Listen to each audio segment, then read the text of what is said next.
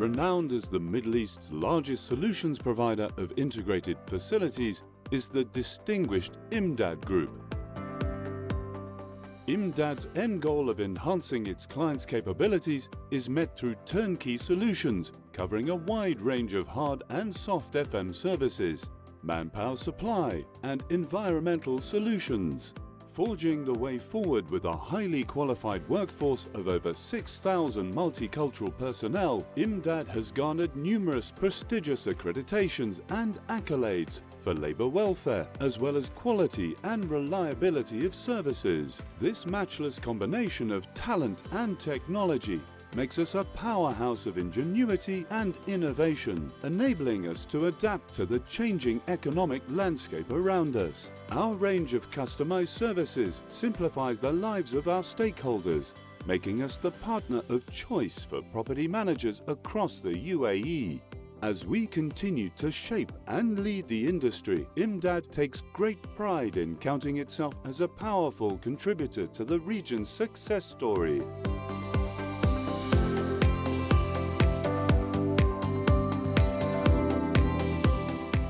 Imdad Group, leading by example.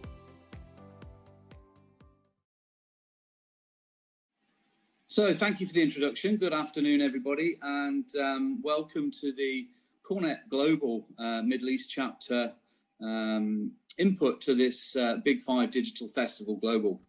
I'm going to start today by briefly introducing our panelists and allow them a few seconds each to elaborate on their individual roles.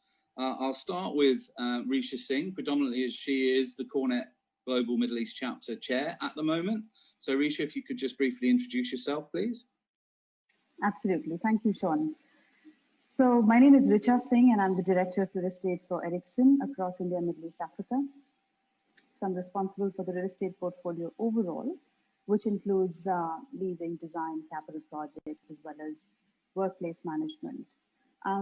As a company, we've had a lot of focus on workplace experience in the last few years. And during the COVID-19 period, this has certainly gained momentum.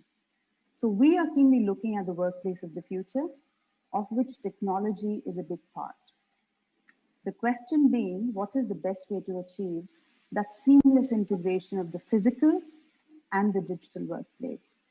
So I'm happy to be here, Sean, and discuss on this topic with you and the other panelists. Thank you, Richa. Secondly, we have Ademola Osinaike. I always get that wrong.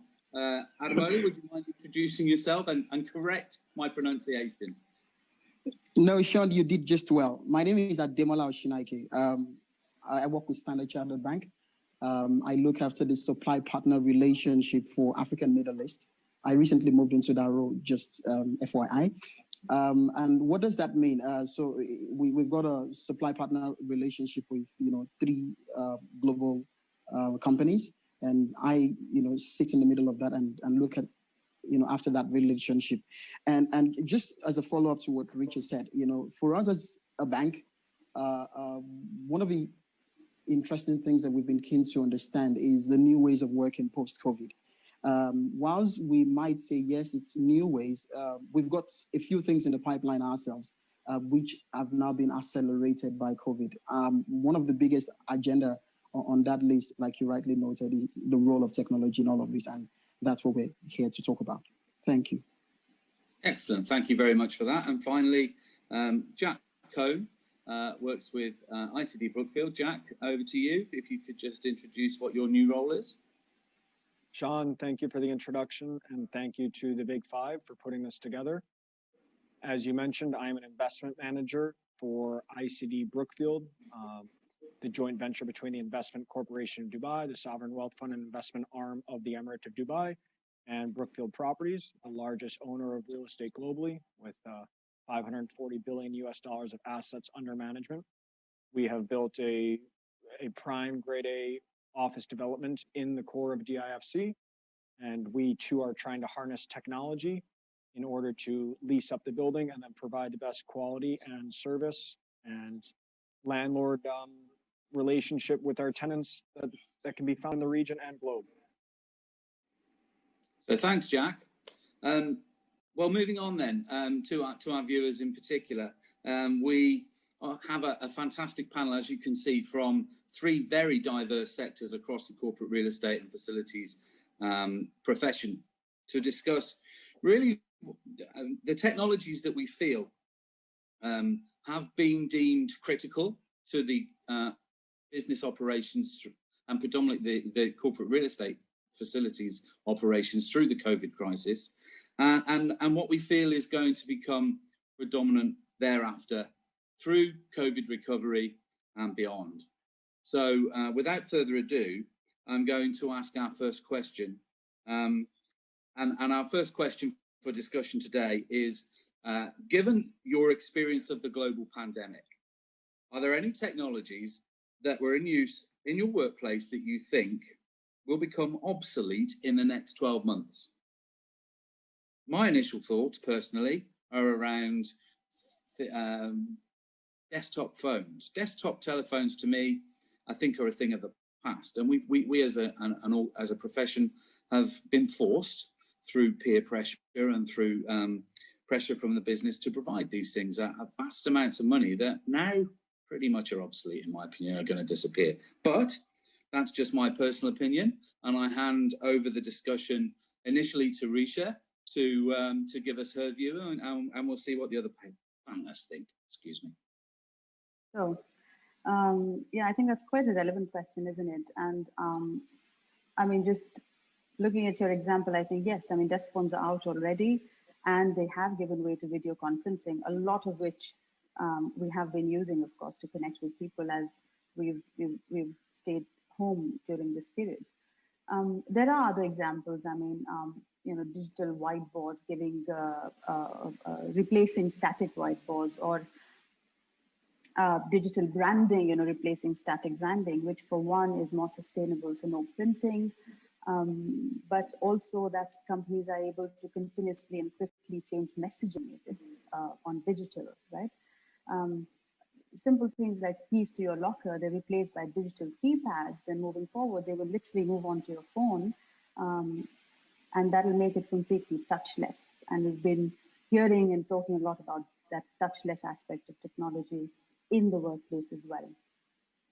So I think there are a number of examples, but which technologies will become obsolete and which ones will last, I think hinges on three things for me. The first one is that, is it a piece of technology that can be integrated or unified with other technology, or is it a standalone technology? If it's standalone, it will not last. The other is, how simple is it to use? People are fatigued by technology, whether they realize it or not. And it's important that technology simplifies things for the user and not complicate it. So if a user has to open 3 different apps, one for desk booking, one for food options, and a third to report falls, I mean, you've lost the user already. So, and the third for me is, how can it be personalized to provide the best user experience? And I'd like to just give an example here, which is not in the workplace or in the office per se, but it's in your car. So the GPS, right? I mean, those dashboard mounted GPS are very rarely used now. Cars either come with inbuilt GPS, or even better, you have CarPlay and you can connect your phone with the Google Map. And it's the Google Map that is, one, connected, so it's integrated and upgrades regularly. It's user-friendly, so easy to use, and it can be personalized if you want to allow that with features like matches on preferences, etc. So for me, I think technologies that qualify on these 3 criteria will last, and others will very quickly become obsolete. Thanks, Richa. That's really interesting. It's interesting that you mentioned printing and papers, and I might throw a fastball in a bit later as to whether we feel this could be the actual start of the real paperless office, but we'll park that for now. I wanted to quickly, if you don't mind, elaborate on what Richa was saying about that touchless experience. And I think we saw this coming a lot even pre-COVID. Now it's been magnified by the current situation, the epidemic or global pandemic, whatever is the appropriate terminology. You see office buildings now trying to catch up that people don't want to be touching doors. People don't want to be touching elevator buttons. People want to be able to get from their lobby to their desk, either by using their smartphone or by using their access pass, but without touching anything. And that's something that we're seeing this region needs to get up to speed and continue to improve. And maybe Dubai is an opportunity to leapfrog some more mature markets by harnessing that technology in the buildings, primarily for the end users. Yeah, so anything you have to touch now, we feel may become obsolete very quickly. It's a good observation, and yeah, I'm doing lots of work with vendors that are providing contactless solutions at the moment. Ademola, is there anything that you'd like to add?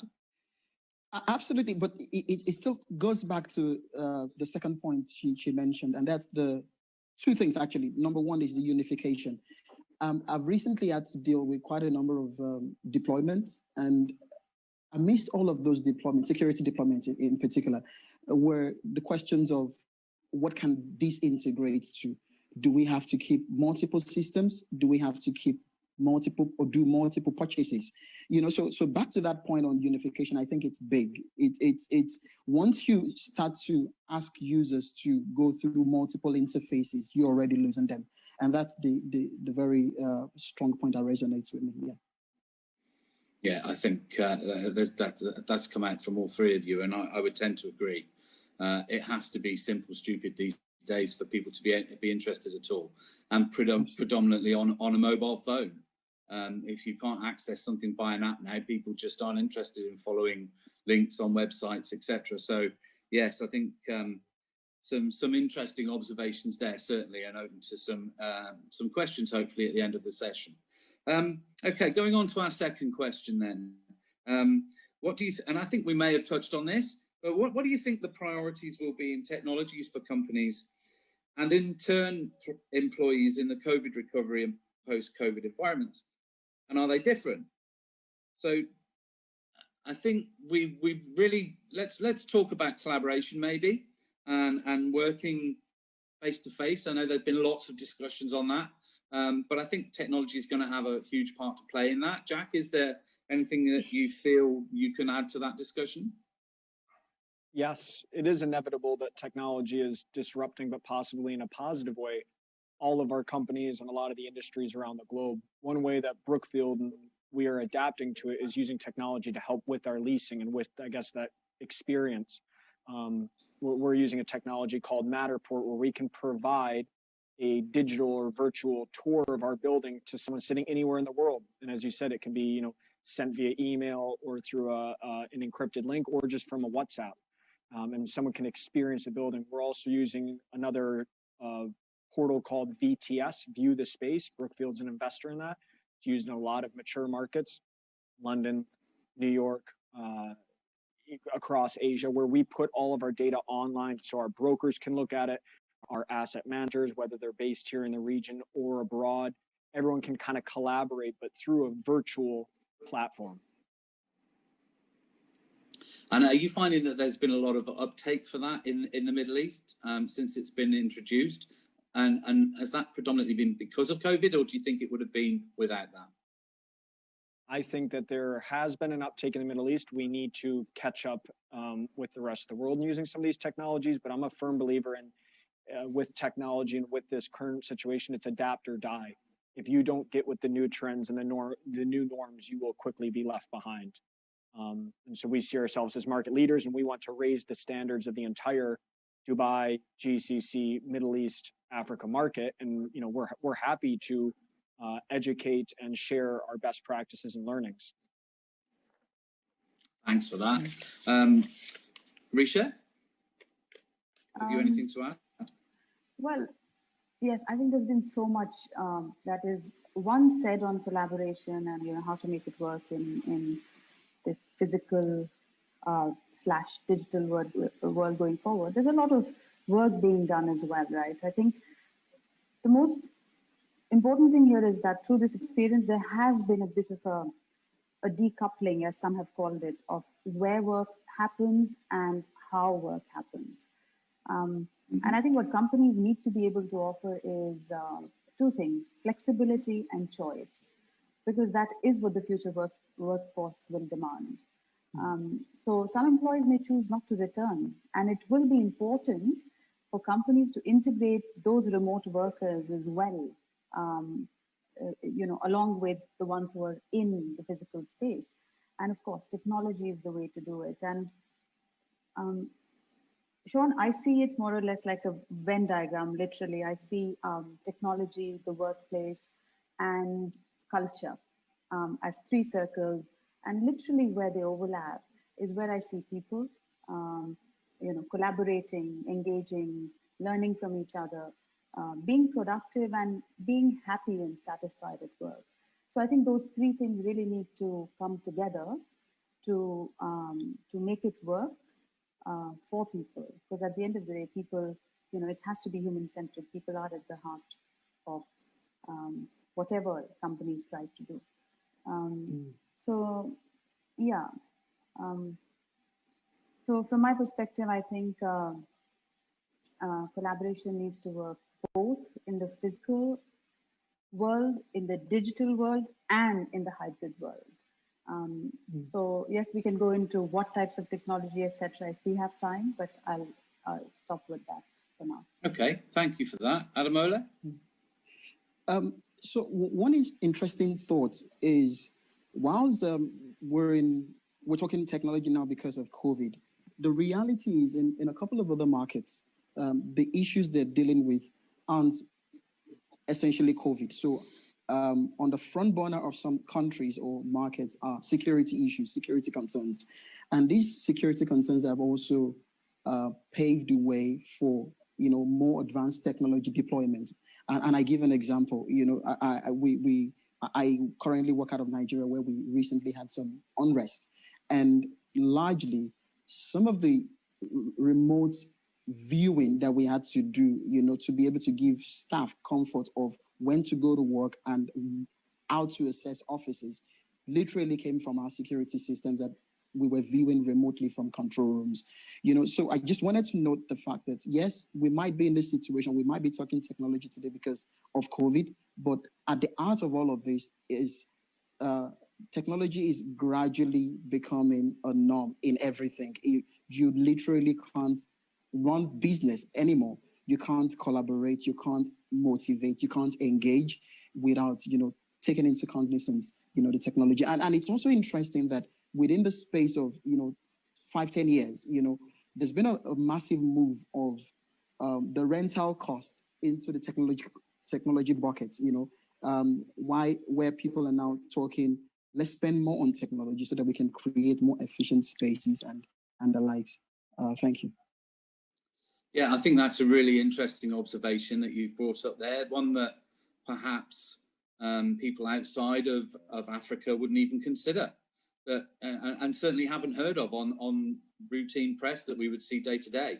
And the fact that technology has been able to maintain business operations for the bank through those additional issues that have been ongoing aside from COVID is really probably a telltale of where we're going with technology, or where we were going with it anyway. So thanks for that. That's a really good observation. So I'm going to move on to my third question. Ademola, this one is going to come to you. So as we start to encounter economic, commercial COVID recovery phase in some parts of the world, and we'd hoped that we were further down the line than we are today, I'm sure, we've encountered a reluctance to re-enter the workplace from our employees. Some companies obviously have made blanket statements saying they will stay away from home, but in other parts of the world, employees could go back to the office space, but they're reluctant to do so. So what does the panel feel that technologies have to a role, or what sort of role does technology have in attracting employees back into the workplace? And what do you think they might be? Ademola, over to you. Interesting, Sean. Okay, let me take a step back and let's first look at what has happened to us. The way the world know it today is we were hit by a pandemic. So at least that's the description everybody gave to it. The question is, what really has happened to us? Two things, in my view. Number one, there's been some sort of accelerated outcome of existing trends. And by that, I mean, we were going somewhere anyway. We just recently we're talking about, you know, the role of technology and how things have changed. We were going there anyway, but what the pandemic has essentially done is, number one, accelerated, you know, those outcomes. Number two is there's been a big change in the behavior. So the pandemic has significantly changed the way people work.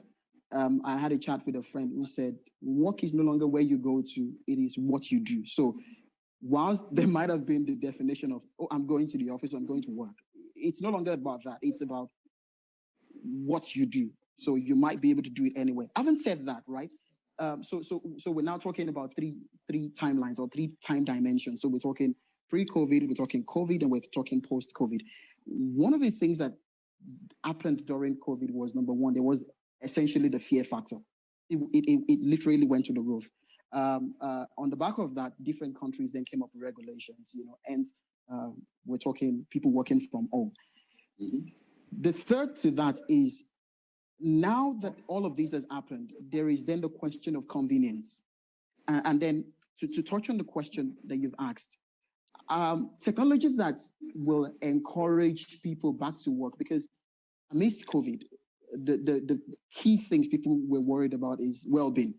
So any technology that will ensure or secure or assure people that, look, the workplace is safe, will attract people back to the office. And I was watching a video recently about plasma air, and they were talking about, you know, air filtration system, the ionization of the cooling system, and how it, you know, takes care of the virus in a workplace environment.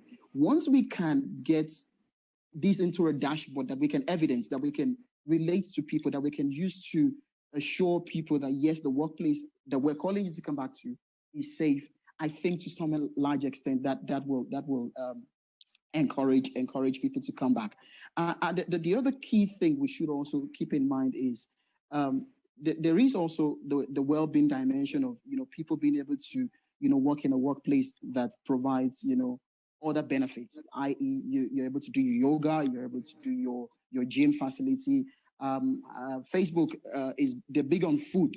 You're able to get meals that, you know, that are good, you know, as long as we're able to bring back all of this narrative into the space such that we can encourage people and let them know that, you know, all of these are available at the workplace, people will be more encouraged. Finally, the other point is also the need for people to begin to consider, yes, I'm not working from home, but I want to work. I don't want to work from my head office, but I want to work from office near home. So technology that will help map where people live relative to the nearest available work desk is another big topic. And this, I think, in a lot of multinationals, has become a big conversation where they're exploring how do we throw all the desks that we've got across our network into a pool, and people can choose where they work from, as opposed to, you know, being stuck in their homes where they have to then deal with power issues, they have to deal with unstable internet, they have to deal with disturbance from kids and all of that. So the concept of near to home is another big one that I think will sell and help people come back to work. One thing I'd like to touch on as well, and I agree with Ademola, is that safety. I mean, we're all fortunate that we've either worked for large corporates, being Ericsson, Standard Charter, previously Sean, you're with Parsons until you've launched your own initiative in your own company. I'm very fortunate to be with Brookfield. Is they're providing or doing their best to provide safe environments, and they have to. Just like they trust employees to work from home, there won't be a data breach, you're not going to be stealing information. You know, there's a lot of trust there. It needs to go both ways. The employees have to feel that when I come back, it is a safe environment. Just, you know, you want to offer that comfort, and that will come through technology, that will come through hygiene standards, that will come through security. But there is reliance still on those big corporates or any employer, I guess large or small, to provide that safe environment that will then foster good growth, collaboration, more innovation. I agree, Jack. And I think what I'm hearing here is pretty much the song sheet that I was singing for the last 8 to 10 years when I was in the corporate environment, but was getting very little traction. And I think what COVID may have done is actually cement the value of the corporate real estate and facilities professionals to their corporations and that a lot of the things that we've been talking about and advocating over the years will now actually come to the fore. So Richa, on that point, without trying to put Ericsson under the spotlight, but do you feel that's actually the case, given what's been said so far? I mean, firstly, yes, I think I some great point made by both Jack and Ademola. Yes, I think it is important at Ericsson. We do realize that we are ready in terms of the space for whenever that re-entry happens. And in some parts of the world, it has happened. People are back in office. China, for instance, up to about 50–60% occupancy. In other parts, slowly, the hope is that by early next year, people will start to return as well. So yes, from a space perspective, we are ready, and we are very mindful that of whether people are ready or not. So one is to the buildings are ready, but are people ready or not? And I think this is where some of the points made earlier are become quite relevant. That how do you make people feel safe as well, right? This psychological aspect cannot be underestimated. This is very critical for people to return and feel comfortable in that environment. So yes, as a company, very mindful, looking at things like all evidencing whatever we're doing, whether it's air quality displays, whether it's communication on people's well-being, the measures being taken, the initiatives being done, all of that, and actually informing people, having that dialogue with people, with the employees. I think that is, as a company, Ericsson realizes that's very important and forms part of the future workplace, which is actually a dedicated project within the company currently being run. That's really an interesting point that you bring up towards the end of that, about communication, Richa. And this isn't a scripted question, it's something that's just sprung to mind. But, I think personally communicating all the hard work and effort that corporate real estate and facilities professionals have done through this crisis and are still doing to improve the workplace, to encourage employees back is key. Whose role is it to make that communication, do you think? Is it a collaborative effort between various departments in the organizations, or do you think it just sits down to corporate real estate to basically fly our own flag? Sean, it has been said by a number of companies, number of corporate real estate professionals, and other professionals in HR and IT. But in terms of my experience as well within Ericsson, the type of collaboration and working together that is between the different departments that has happened during this time to solve some of these issues, not just of now, but of the future. I don't think this has been done before, the way it's been done now, where everybody is equally involved. So our HR, which is the people function, corporate real estate, IT, and communications, of course, health and safety, security functions as well, and great buy-in from the executive leadership team at the company, and great motivation to do this in a good way. Everyone coming together, and therefore this whole communication piece is a joint responsibility.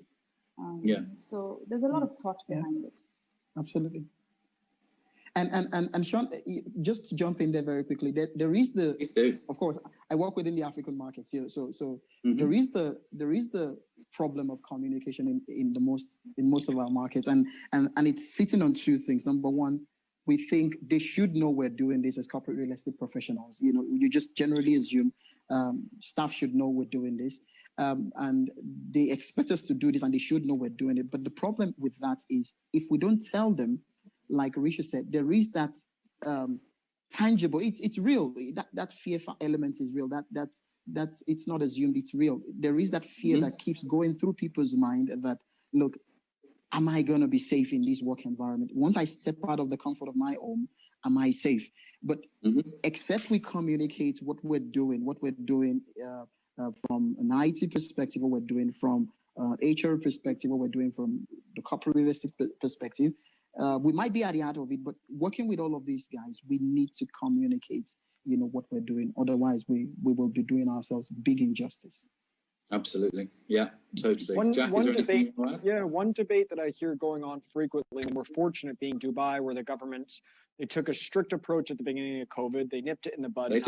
They've taken a very methodical approach, and we're quite fortunate. We're open. Our office building's 100% open. Different companies are back at different percentages. You can go out to the restaurant stuff, but I struggle understanding how it's okay globally. This is a global issue. How is it okay for people to go back to restaurants, the supermarket, the gym, the bar, a wedding, you name it, but then they don't think it's okay to go back to the office? I mean, if this is the approach, and if everyone can work from external areas, that's fine. But I don't understand how all of these other places are safe, or I'm willing to take that risk. Yeah. But I'm not willing to take the risk to go to an office space where, in theory, someone like Richa should be, or would be, I have full confidence, taking care of the space, making sure it's sanitized, making sure it's clean, making sure I'm safe. They have thermometers that are, they're measuring the temperature. They're putting in sanitization equipment. This is a pretty sterile and safe environment, all things considered, if you follow the rules. I totally agree. And I think there is an element of regional concern, region by region, country by country, even in the UAE. You compare Dubai to Abu Dhabi, there are different standards, different rules and regulations. So I think personally, it's something that we have to work hard as as a profession to advocate exactly what we're doing. But at the end of the day, an individual is an individual, and you can only persuade them so much. You either take a draconian approach and say you will get back to work, or you just keep trying to encourage them. I think CoreNet Global, and we're all members of CoreNet Global here, there are 3 of us that are board members of the Middle East chapter. I think organizations like that play an important part in communicating this message as well. We've been regularly holding online events through the whole of the crisis and continue to do so. Hopefully raising awareness of what's being done in facilities and office space, and what the issues are and how they're being addressed. I think that's very important for people to know.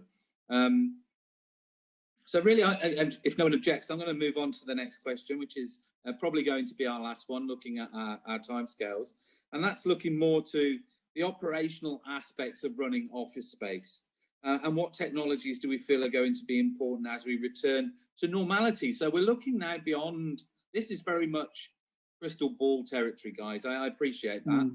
We're looking beyond the COVID recovery phase, where we're going to be perhaps in and out of the office space. We're going to be pretty much working remotely on and off most of the time. Maybe let's put a time scale on it for 12 to 18 months until we get back to whatever the normality looks like. And how do companies prepare themselves for the next major event? And what technologies may have a part to play in that? Can we start to predict? Do we need to have technologies in place permanently monitoring people's temperatures, for example? And Richa, I'm going to turn to you to open up on that one, if you don't mind. Yeah, sure. Thank you. I think for me, it is a bit of a wider question than just the office space.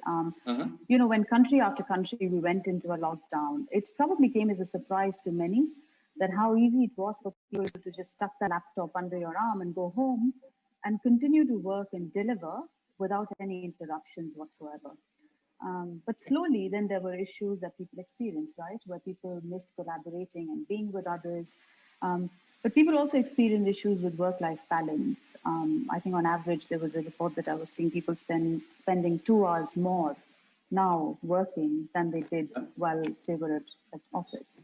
So that work-life balance part as well. And before I go into the workplace, let us not forget, and Ademola did touch upon that a little bit, that there are basic infrastructural challenges in some parts of the world, not having power, having poor connectivity. These are things that I think the world needs to resolve for that next big event, right? Internet penetration to allow faster streaming, which is not just for the office, for the workforce, but it is also for education purposes and healthcare. So it's something as basic as that, which is where there's no equity, if I can say that, across the world. But if I come back to the office, and as I've said earlier, that there will be a demand for flexibility, and if that hybrid work culture evolves, what is needed is that we use these learnings and understand the challenges that people have felt through this experience and how we can better prepare for those. So it's better IT tools or virtual reality, or that allow people to connect with each other better. Also, we perhaps need to find ways where people are empowered to use technology to their advantage and not get bogged down by it. I did mention it earlier because, how to achieve a better work-life balance, because that has been a challenge this time around. And yes, being able to monitor oneself, to prioritize, perhaps leadership tools that enable leaders to connect with remote workers and literally suss out any issues that remote workers might be feeling, avoid burnouts. Most of all, I think come what may, for the next big event, as you say, if it happens, it's important to keep people connected, because as humans, that's what we all need. That's a very good point. And I think training is always going to be key. And we've not really touched on that. All the technologies are wonderful. If you don't know how to use them and you've not been trained to use them, I've been working at home for 8 years. And I was fortunate enough to have a manager that knew how to manage remote teams. And that was really easy. And I learned from him how to manage more than anything else. But just expecting managers to be able to manage because they got access to Zoom doesn't work. So I think hopefully that's a lesson that's been learned from this, and we'll go forward for the next event. Jack?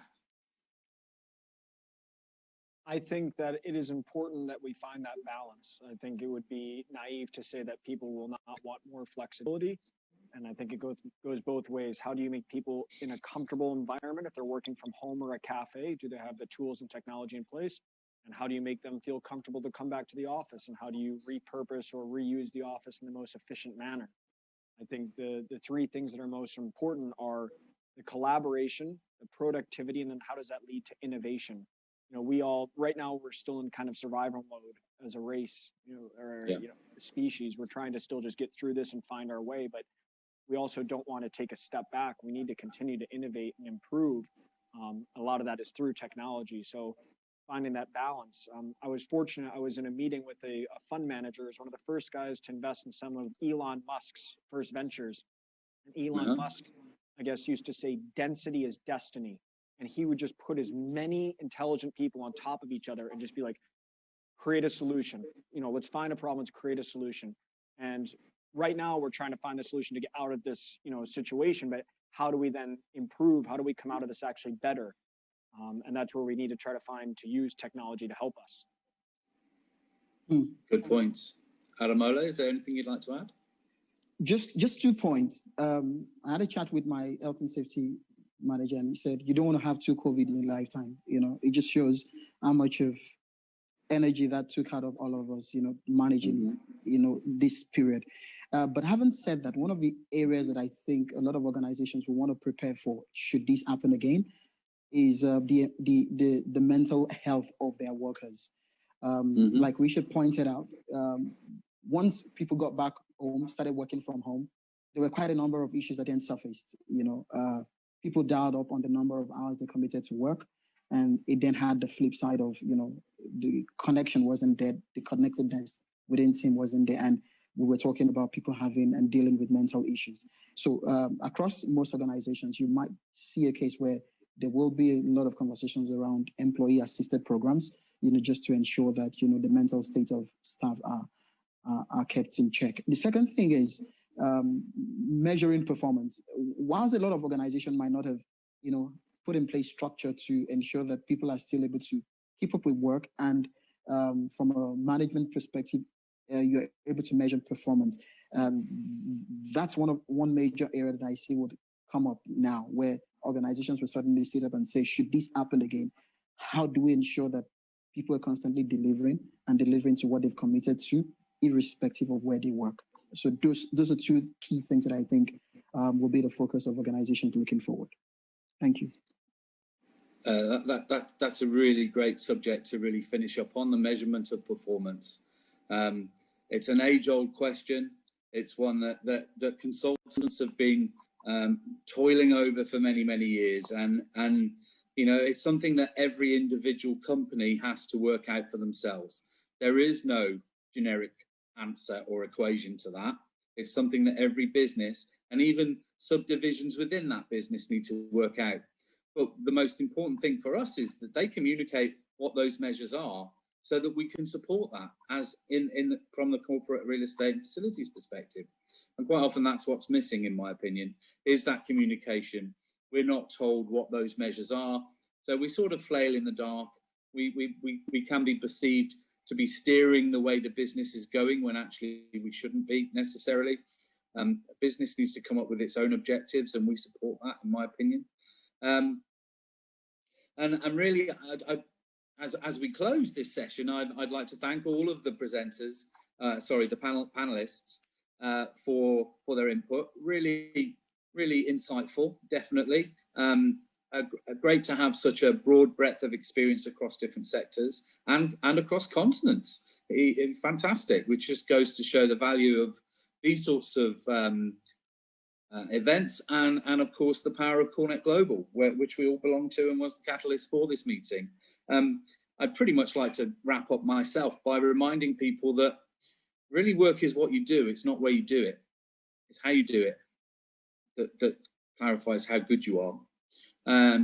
So we all get tied up as to where we're doing this. As long as you're doing your job and you're doing it well, hopefully it shouldn't matter where you do it from. And let's hope that that's the way things continue as we move through into the recovery of this from this virus. I believe we're going to go into a Q&A session now.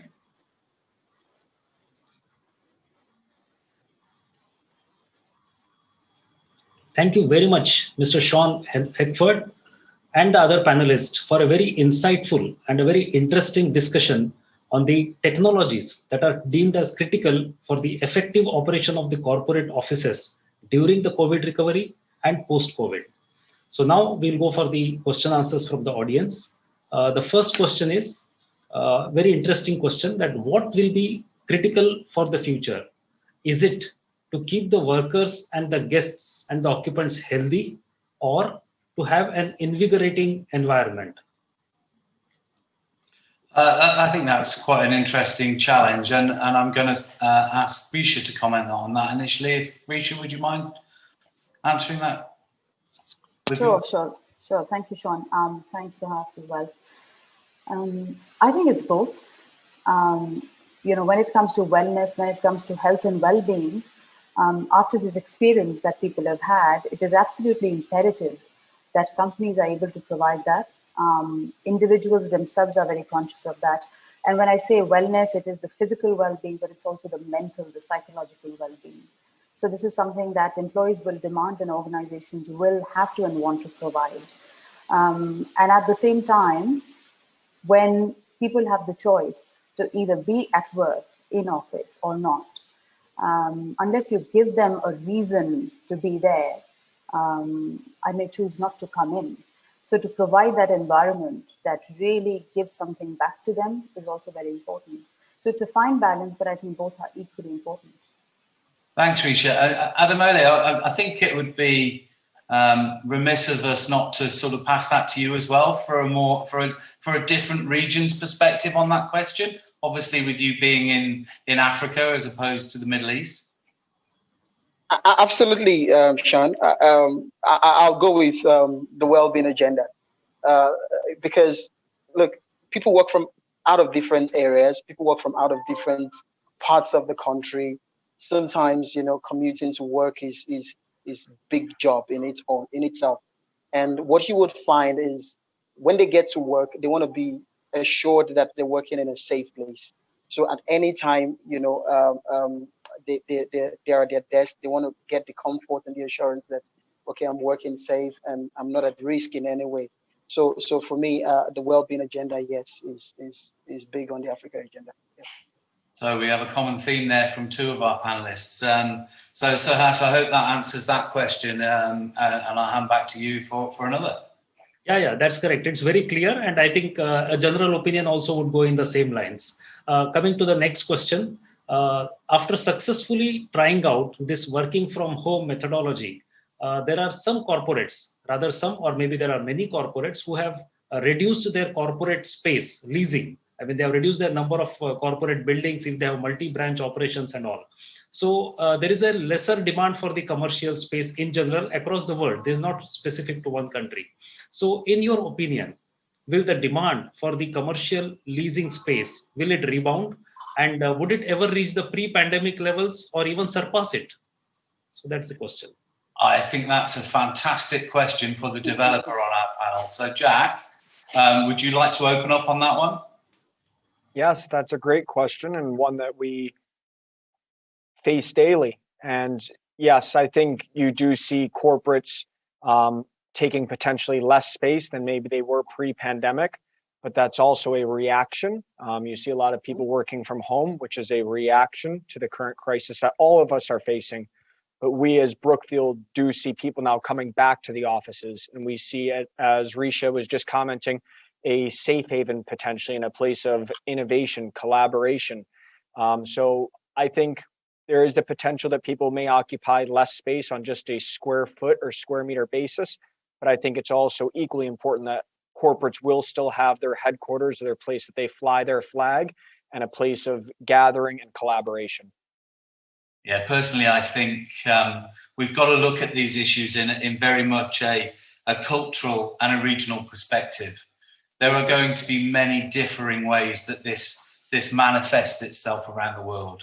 One size is certainly not going to fit all when it comes to reoccupying office space. And I think we're very much going to have to start looking more granularly at the way that we manage our space. I'm not sure, Richa, whether Ericsson are starting to do that. Perhaps there's something you'd like to add to that? No, as a company, we're not. I mean, it's more or less portfolio optimization is BAU, I would say. Right now, we're still in a space where we're,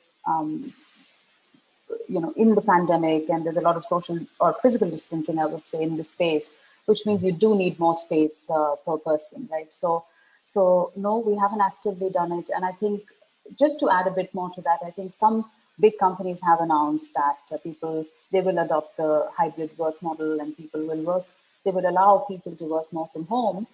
But I mean, some of these same companies have actually leased spaces in the heart of New York and in Mumbai. So I think there will be a flight to quality, which always happens in case of any crisis. And you see that when it comes to prime real estate, you don't see the drop in rentals as much as in lower grade spaces. So when corporates have the opportunity, they will keep the premium space and probably get out of the other spaces that they may not need. So yeah, I think it will be a mixed bag, but we'll have to wait and watch how it plays out. And I do want to give you guys some facts, or our audience some facts. ICD Brookfield Place currently have 11 tenants operating. We opened approximately 3 months ago. The building officially opened. All of those tenants are somewhere between 30 to 100% back in the office. And the ones that aren't at 100%, completely fine, that's our corporate structure, are all either maintaining or continuing to increase. You don't see them going less people in the office. So maybe that's, as Richa was saying, because it's of the quality of the building or the landlord, they feel safe, or it's company by company specific agenda. But we do see people, there is a demand to come back. I think there's also a cultural aspect to that, people in Dubai have a different mentality and outlook to people in central New York or in central London.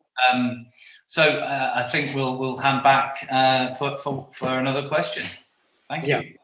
Thank you so much. I think that was a great opinion from the panelists. The next question is about, there are some countries, particularly I think Georgia is one, and second even the UAE. They have announced special visas for the people to work from this country while they may work anywhere else. So this is like a migration happening, and if the trend picks up, there could be a mass migration from one country to another. So is this trend really sustainable?